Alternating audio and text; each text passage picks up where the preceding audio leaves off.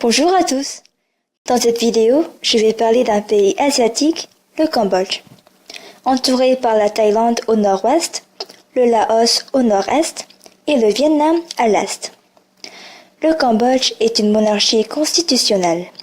Le premier ministre Hun Sen, qui est nommé par le roi Norodom Sihamoni, exerce le pouvoir exécutif depuis les élections de 1998 jusqu'aujourd'hui. Cela fait 15 années au pouvoir. Bon, assez de ces photos ridicules et passons à des choses plus intéressantes.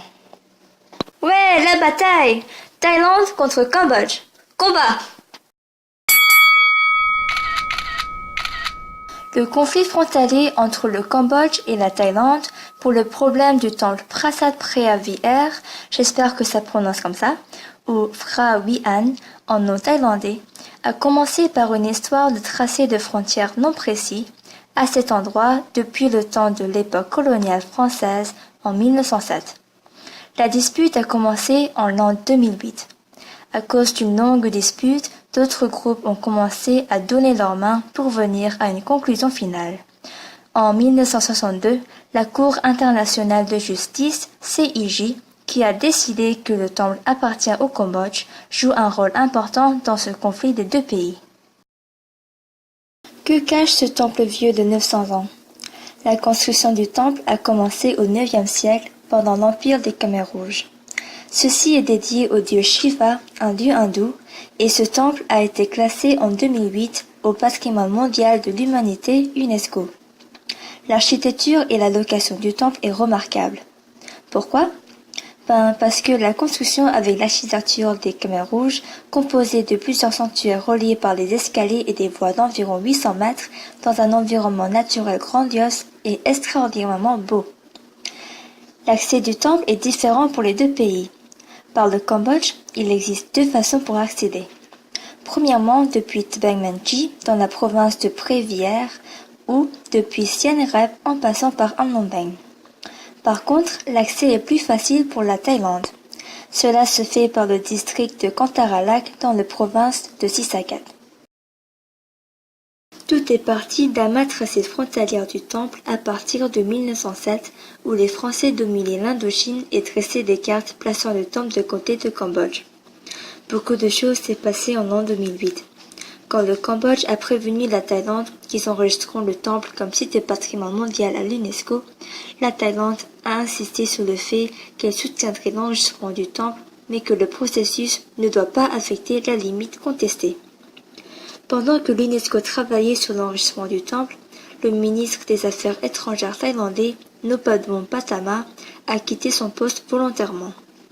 Il avait signé simultanément avec le Cambodge un communiqué exprimant l'engagement thaïlandais à soutenir la candidature du temple à l'UNESCO. Il est accusé comme vendeur du pays aux Thaïlandais. Le 14 juillet 2008, le temple Prasat Preavihear a été inscrit comme site patrimoine mondial et après une semaine, le conflit qui a évasé entre la Thaïlande et le Cambodge cause toujours l'attention. Aujourd'hui, la terre entourant le temple est encore contestée. L'atmosphère autour du temple est devenue un champ de bataille sanglant pendant l'année 2008 de 2011. Et c'est seulement sous l'ordre de la Cour internationale de justice les forces militaires des deux pays se sont retirées en 2011. La CIJ de la Haye doit à nouveau prendre une décision sur ce problème. Les juristes des deux pays exposent jusqu'au 19 avril leurs arguments afin que la CIJ interprète la décision de 1962. La conclusion de la CIJ est attendue au mois d'octobre ou au mois de novembre cette année-là. Et maintenant, passons à un autre problème. Sur les droits de l'homme. Le Parti des droits de l'homme a été fondé le 19 avril 2007 par Kem Sokha, un ancien président du Centre cambodgien pour les droits de l'homme. Comme défenseur des droits de l'homme, il avait été arrêté pour diffamation le 31 décembre 2005. Il y a en tout 10 défenseurs des droits de l'homme menacés au Cambodge, y compris Kem Sokha. Les journalistes cambodgiens cherchent leur droit à la liberté de l'information. Et regardons un journaliste d'origine franco-cambodgien par rapport de ce problème. Mam Sonando, un journaliste franco-cambodgien dirigeant de radio BIF Radio, aussi défenseur des droits de l'homme, a été condamné 20 ans de prison en octobre 2012. Il a été proclamé coupable pour avoir incité les citoyens à se lever contre l'État avec les armes. En l'an 2003 et en 2005, Mam Sonando avait écrit 2 articles contre le Premier ministre Hun Sen, qui a donc annoncé l'arrestation du journaliste dans un discours public.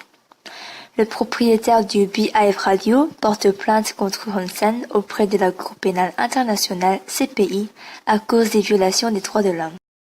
Selon des sources viables, le Cambodge est classé à la 117e place sur 179 pays dans le classement mondial 2011-2012 de la liberté de la presse établi par Reporters sans frontières. Le président des États-Unis, Barack Obama, qui lutte contre les violations des droits de l'homme, a rendu visite au Cambodge. Après l'arrestation de Mam Sonando, le président a demandé la libération des prisonniers politiques, y compris celle de Mam Sonando. Barack Obama a affirmé que ce genre de problème était un obstacle à l'approfondissement des relations bilatérales entre les États-Unis et le Cambodge.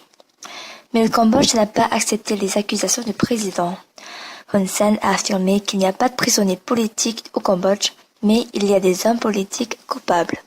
Ces 2 problèmes mentionnés dans cette vidéo sont encore présents aujourd'hui. J'espère que tout ira mieux après le jugement de la Cour internationale de justice au sujet du temple Prévière. Merci à tous et au revoir.